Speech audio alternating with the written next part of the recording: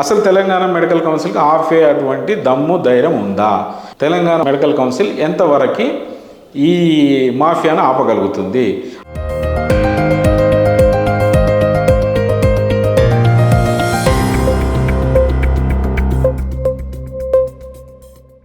మన health India ప్రేక్షకులందరికీ నమస్కారం.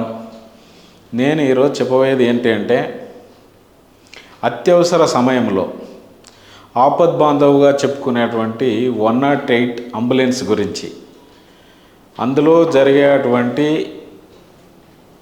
మంచి చెడు రెండిటి గురించి చెప్పుకోవాలనే ఉద్దేశంతో వచ్చాను. ఇన్ జనరల్గా జనాలకు తెలియని ఒక పరిస్థితి ఏంటంటే, 108 ఏ మూలన కూడా యాక్సిడెంట్ అయితే 108 కాల్ చేస్తే అంబులెన్స్ వచ్చి అక్కడ జరిగినటువంటి యాక్సిడెంట్ కావచ్చు, లేకపోతే ఇంకేదైనా ఇష్యూ కావచ్చు, సకాలంలో వాళ్ళను ఆసుపత్రికి చేర్చడానికి ఒక మంచి ఉద్దేశంతో పెట్టినటువంటి కార్యక్రమం. కానీ ఆ ఉద్దేశాన్ని ఇలా మీరు కొందరు బాధపడవచ్చు. నేను చెప్తే బాధపడాల్సినంత ఏం లేదు అందులో. ఎందుకంటే కొంతమంది అంబులెన్స్లు మామూలుగా 108 సర్వీస్కు సంబంధించినటువంటి పద్ధతి ఏంటంటే, గవర్నమెంట్ హాస్పిటల్కి తీసుకెళ్ళమని చెప్తుంది. కానీ గవర్నమెంట్ హాస్పిటల్ అందుబాటులో ఉండరు కాబట్టి కొన్ని ప్రైవేట్ హాస్పిటల్ కూడా వాళ్ళు తీసుకెళ్ళే క్రమం జరుగుతుంది. ఇది బాగానే ఉంది. కానీ ప్రైవేట్ హాస్పిటల్కి తీసుకెళ్ళే ఆ ఒక్క పద్ధతి ఏదైతే ఉందో, ఆ పద్ధతి ముసుగులో జరుగుతున్నటువంటి అక్రమాలను నేను మీకు చెప్పడం జరుగుతుంది. అక్రమాలు అంటే ఏంది అనేది కొద్దిగా కొంతమందికి డౌట్ రావచ్చు. ఆ డౌట్ ఏంది అని అంటే, కొన్ని ప్రైవేట్ హాస్పిటల్ 108 డ్రైవర్ కావచ్చు, లేకపోతే అందులో ఉన్నటువంటి టెక్నికల్ స్టాఫ్ను కావచ్చు పెంచి పోషిస్తున్నారు అని చెప్పుకోవడంలో మనం ఆశ్చర్యపడాల్సిన అవసరం లేదు.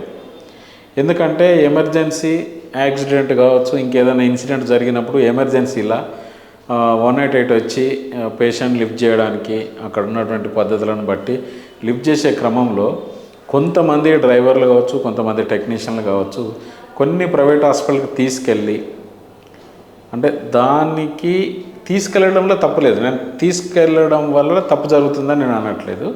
తీసుకెళ్లే క్రమంలో పేషెంట్ను అక్కడ డ్రాప్ చేస్తే, ఆ ప్రైవేట్ హాస్పిటల్లో డ్రాప్ చేస్తే మినిమం 3,000 నుంచి 5,000 ఇన్స్టంట్ మనీ వాళ్ళు తీసుకోవడం జరుగుతుంది.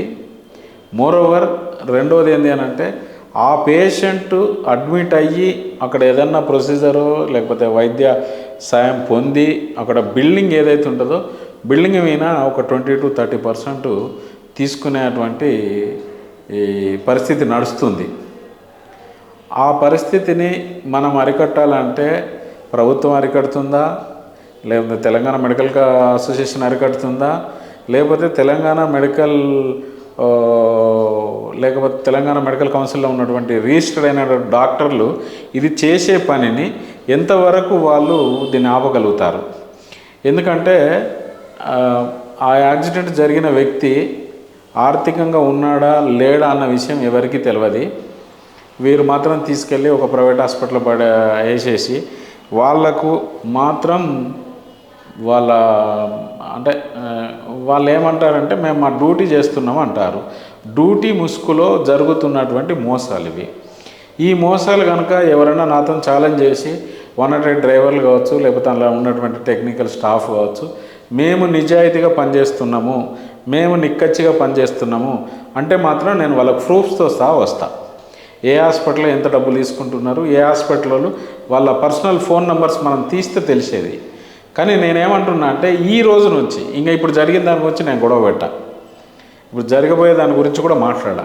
జరగబోయేది ఏంటి అని అంటే, ఇక నుంచి గవర్నమెంట్ కానీ, తెలంగాణ మెడికల్ కౌన్సిల్ కానీ, తెలంగాణ ప్రైవేట్ హాస్పిటల్ అసోసియేషన్ కానీ, లేకపోతే తెలంగాణలో ఉన్న IMA కానీ, వీళ్ళు నలుగురు మేమేమంటున్నామంటే, తెలంగాణ మెడికల్ కౌన్సిల్ వాళ్ళు మేము న్యాయమైన వైద్యం అందిస్తాము, RMPలు PMPలు దొంగలు అనే మాట మనం ప్రతిరోజు ఇంటనే ఉన్నాము. ఈ RMPలు PMPలు దొంగల కంటే ఈ జరిగే ముసుగులో జరిగేటువంటి వ్యవస్థ చాలా అక్రమైనది, చాలా బాధపడేటువంటి అంశము. ఈ బాధపడే అంశంలో ఇన్వాల్వ్ అయినటువంటి డాక్టర్స్, ఇన్వాల్వ్ అయినటువంటి హాస్పిటల్ మేనేజ్మెంటు దీన్ని ఎంతవరకు అరికడతారు, దీనికి ఏం శిక్షలు వేస్తారు అని నేను అడుగుతున్నా. ఎందుకంటే మీరు ఒక పేషెంట్ను తీసుకొచ్చి అక్కడ డ్రాప్ చేస్తే 3,000 to 5,000 మినిమం 3,000 ఇవ్వాలండి. పేషెంట్ అక్కడ జైన్ అయితే ఆయన జైన్ కానీ జైన్ కాకపోనియండి మినిమం 3,000 నుంచి 5,000 ఇవ్వాలి. ఇన్ కేస్ జైన్ అయ్యి అక్కడ ఆయన ఏమన్నా ప్రొసీజర్ చేయించుకుంటే, వైద్య నిమిత్తం అడ్మిట్ అయ్యి 10 రోజులు 5 రోజులు అక్కడ ఆపరేషన్ చేయించుకుంటే దాని మీద కూడా కమిషన్స్ ఇవ్వాలి. ఈ కమిషన్ ఇవ్వడానికి తెలంగాణ మెడికల్ కౌన్సిల్ వారు ఏ విధమైనటువంటి చర్య తీసుకుంటారు ఫస్ట్? తర్వాత తెలంగాణ మెడికల్ కౌన్సిల్కి ఇది తెలియదా? ఓన్లీ ఆర్ఎంపీలు పిఎంపీలే దొంగలు అంటున్నారు. మోరోవర్ ఇంకోటి ఏంటంటే మొన్న నెక్కొండలో ఒక ఆర్ఎంపీ డాక్టరు ర్యాబీస్కి ఇంజక్షను ఎంజిఎం నుంచి తీసుకొచ్చిన పేషెంట్ని పిల్లోడికి ఇంజక్షన్ ఇస్తే చచ్చిపోయినారు.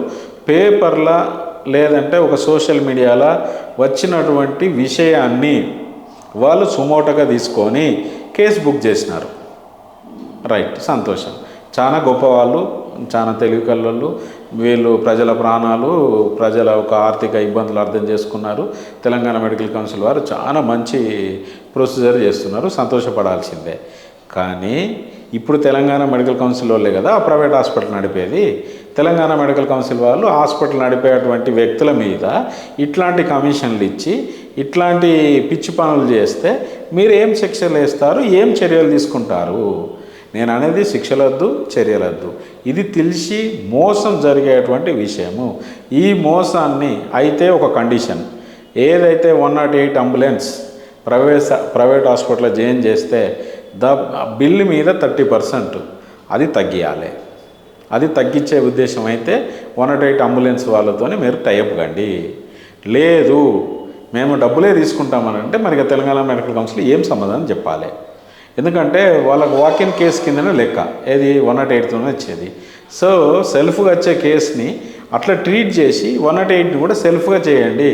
అట్లయితే అప్పుడు మీరేమన్నా జనాలకు కానీ లేకపోతే మీ యొక్క కౌన్సిల్ మెంబర్లు కానీ మీరు న్యాయం చేసిన విధానం అవుతుంది. ఈ న్యాయం చేయకుండా ఏదో మేము అలా చేస్తాము లేకపోతే ఇలా నోటీస్ ఇస్తాము అనేది కాకుండా ఆ నోటీస్ ఇచ్చే దమ్ము ఉందా, లేదంటే వాళ్ళని అరెస్ట్ చేసే దమ్ము ఉందా, లేకపోతే వాళ్ళ రిజిస్ట్రేషన్ క్యాన్సిల్ చేసే దమ్ము ఉందా? ఈ 3 విషయాలల్లో తెలంగాణ మెడికల్ కౌన్సిల్ రాబోయే రోజుల్లో ఓడిపోద్దని నేను 100% చెప్పగలుగుతా. ఎందుకంటే వాళ్ళను వీరు ఏమీ చేయలేరు. ఒకవేళ చేసే దమ్ము ఉంటే ఇప్పుడు నాతో రమ్మనండి, నేను ఎన్ని కేసులు చూపించాలో చూపిస్తాను. వీళ్ళు ఆర్ఎంపీలను పిఎంపీలను వ్యతిరేకము, ఆర్ఎంపీలు దొంగలు లంగలు అన్నారు కదా, కనీసం వీళ్ళన్నా సేవ చేయాలి. వీళ్ళు సేవ చేయరు, పైకి వెళ్ళి చేసేటోళ్ళని దొంగలు అంటారు. ఆ దొంగలను కూడా ఆ దొంగల ముసుగులో వాళ్ళని కాపాడేది వీళ్ళే, ఆ దొంగలను కాపాడేది వీళ్ళే, దొంగలను పెంచి పోషించేది వీళ్ళే. కాబట్టి తెలంగాణ మెడికల్ కౌన్సిల్ వారు 108 వెహికల్స్ మీద జరిగేటువంటి అక్రమాలు దాని మీద ఏమన్నా దృష్టి పెడతారా? నేను కంప్లైంట్ చేసినాను అనుకోండి, సరే చూద్దాము చేద్దామని అంటారు, అంతవరకే జరుగుతుంది. అంతకుమించి ఇంకా ముందుకేం పోవట్లేదు. నేను తెలంగాణలో మెడికల్ మాఫియా గురించి రోజు ఒక ఎపిసోడ్ చేయగలుగుతా.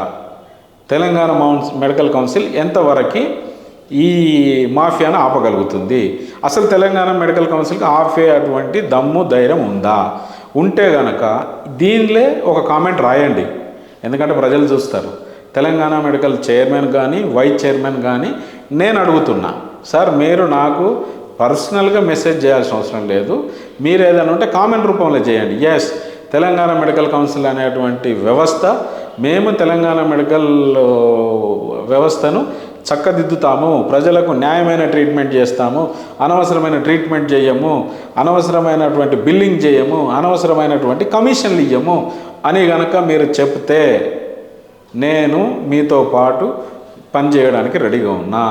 మీరు అది పని చేయగలిగితే ఆర్ఎంపీ వ్యవస్థ అనేది పోతుంది, పిఎంపీ వ్యవస్థ అనేది పోతుంది.